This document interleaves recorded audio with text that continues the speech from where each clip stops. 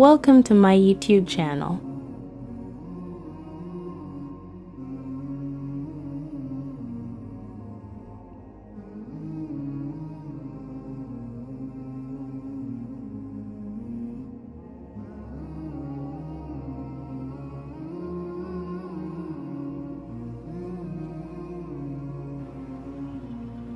بسم اللہ الرحمن الرحیم۔ السلام علیکم ورحمۃ اللہ وبرکاتہ۔ حضرت ابن عباس سے مروی ہے کہ نبی کریم صلی اللہ علیہ وآلہ وسلم کے ایک صحابی نے اپنا خیمہ ایک قبر پر نصب کیا۔ انہیں یہ علم نہیں تھا کہ یہاں قبر ہے۔ اچانک انہوں نے سنا کہ کوئی آدمی سورہ ملک پڑھ رہا ہے اور یہاں تک کہ اس نے اس سورت کو ختم کیا۔ وہ صحابی نبی کریم صلی اللہ علیہ وآلہ وسلم کی خدمت بابرکت میں حاضر ہوا اور سارا ماجرا عرض کیا۔ رسول اللہ علیہ الصلاۃ والسلام نے فرمایا کہ یہ سورت اللہ تعالیٰ کے عذاب کو روکنے والی ہے۔ یہ سورت اپنے قاری کو عذاب قبر سے نجات دلانے والی ہے۔ تو دوستو، آج ہم لوگ سورہ ملک پر بات کر رہے ہیں۔ اس سورت کی ابتدا اللہ تعالیٰ کی عظمت و جلال کے ذکر سے کی جا رہی ہے اور اس کا ذکر خود زبان قدرت سے ہو رہا ہے۔ حق تو یہ ہے کہ اسے ہی زیب دیتا ہے کہ اپنی حمد و ثنا کرے، یہ بتا کر کہ حیات و موت کا تسلسل اللہ تعالیٰ نے قائم کیا ہے۔ فوراً انسان کی توجہ اس کی حکمت کی طرف موڑ دی کہ اس سے مقصد صرف تمہارا امتحان ہے کہ تم میں سے کون اپنی زندگی اچھے بلکہ اچھے سے اچھے کاموں کے لیے وقف کرتا ہے۔ اس کے بعد اپنی قدرت و حکمت کے ثبوت کے لیے اپنی کائنات کو پیش کیا اور دنیا بھر کے نقادوں کو بار بار دعوت دی کہ اس میں کوئی عیب تلاش کرے یا اس سے بہتر کوئی اور نقشہ تجویز کر کے دکھائے۔ جب کسی کو جرأت نہیں ہوئی کہ اللہ تعالیٰ کی پیدا کی ہوئی کسی چیز پر انگشت نمائی کر سکے، اس سے بہتر تو کجا اس کا متبادل بھی پیش کرنے سے ساری دنیا کے ماہرین عاجز ہیں۔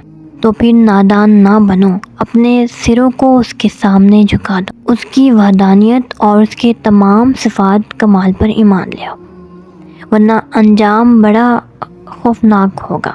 ایسے دوزخ میں پھینک دیے جاؤ گے جیسے کہ شعلے غیظ و غضب سے گرج رہے ہوں گے۔ اس وقت تم اپنی غلطیوں کا اعتراف کرو گی، لیکن اس وقت اعتراف جرم کا تمہیں کوئی فائدہ نہیں ہوگا۔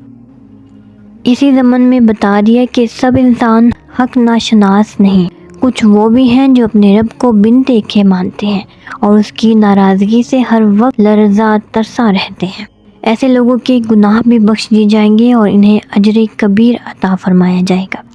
اس کے بعد اپنی قدرت کی کئی اور نشانیوں کا ذکر کیا، پھر انہیں جھنجھوڑا کہ اگر تم نے انکار کی روش نہ بدلی تو اللہ تعالیٰ کے لیے کوئی مشکل نہیں کہ تمہیں زمین میں دھنسا دے یا پتھر برسا کر تمہیں فنا کر دے۔ حسب عادت بطور و استہزاء انہوں نے وقوع قیامت کے بارے میں سوال کیا۔ اس کا جواب دیا کہ اس کا علم اللہ تعالیٰ کے پاس ہے۔ جب اس کا مقرر وقت آ جائے گا اور وہ برپا ہوگی تو اس وقت تمہارے چہرے مسخ ہو جائیں گے۔ آخر میں ان سے ایک اہم سوال کر کے جس کا ان کی روزمرہ کی زندگی کے ساتھ بڑا گہرا تعلق ہے، ان کے معبودوں کی بے بسی کو آشکارا کر دیا تاکہ وہ غور کریں اور سمجھیں اور اپنے قادر مطلق پروردگار کی جناب پاک میں جبین نیاز جھکا دیں اور اس کے محبوب مکرم صلی اللہ علیہ وآلہ وسلم کے لائے ہوئے دین کو قبول کر کے سعادت دارین کے مستحق ہو جائیں۔ چند احادیث میں آج آپ لوگ کو سناؤں گی جن میں اس سورت کی قدر و منزلت بیان کی گئی ہے۔ خدا کرے کہ سامعین کرام انہیں غور سے سنیں اور ان سے فائدہ اٹھائیں۔ حضرت عائشہ رضی اللہ عنہا سے منقول ہے کہ حضور نبی کریم صلی اللہ علیہ وآلہ وسلم کا معمول تھا کہ ہر رات سفر و حضر میں سورہ سجدہ اور سورہ ملک پڑھا کرتے۔ حضرت ابن عباس نے ایک شخص کو کہا کہ کیا میں تمہیں ایک ایسا تحفہ نہ دوں جس سے تم خوش ہو جاؤ؟ اس نے عرض کی، بڑی مہربانی۔ آپ نے فرمایا، آپ نے فرمایا کہ سورہ ملک پڑھا کرو، اپنی بیوی کو بھی سکھاؤ، اپنی ساری اولاد، اپنے گھر کے بچوں اور اپنے پڑوسیوں کو بھی سکھاؤ، کیونکہ یہ نجات دینے والی ہے۔